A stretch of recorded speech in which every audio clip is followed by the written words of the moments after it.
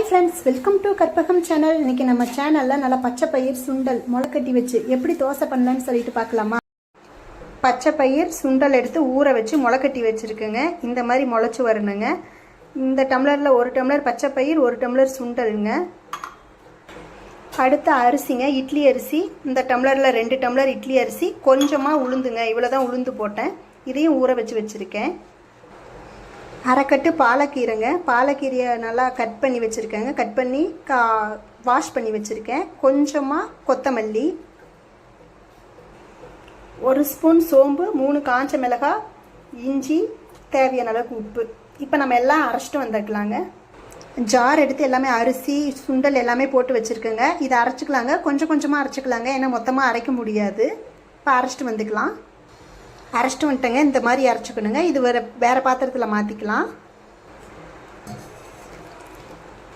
இன்னும் கொஞ்சம் இருக்குங்க பயிர். இப்போ இதையும் அரைச்சிட்டு வந்துக்கலாங்க.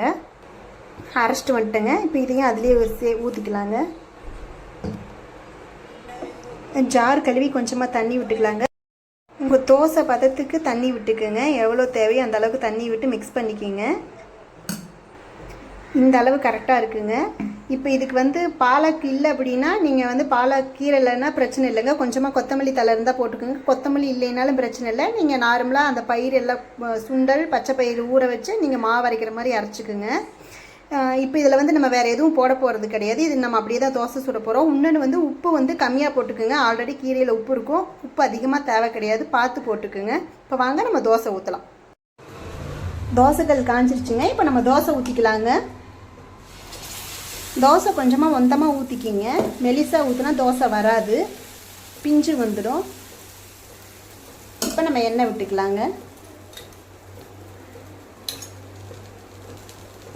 இந்த மாதிரி ஒருக்கா மாவு அரைச்சி தோசை செஞ்சு பாருங்கள், சூப்பராக இருக்கும்.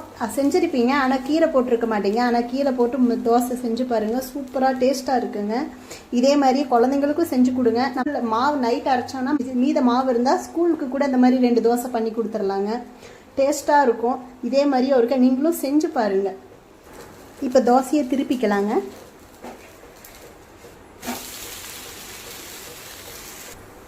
தோசை ரெடி ஆயிடுச்சுங்க. தோசையை எடுத்துக்கலாங்க. தோசைக்கு நான் கார சட்னி வச்சுருக்கேங்க. கார சட்னி இந்த தோசைக்கு சூப்பராக இருக்குங்க. நீங்களும் ஒருக்கா இதே மாதிரியே செஞ்சு பாருங்கள். செஞ்சு பார்த்துட்டு இந்த வீடியோ பிடிச்சிருந்தா லைக் பண்ணுங்கள், ஷேர் பண்ணுங்கள், சப்ஸ்கிரைப் பண்ணுங்கள். இன்னொரு இன்ட்ரெஸ்டிங்கான வீடியோவில் பார்க்கலாம். Okay, thank you.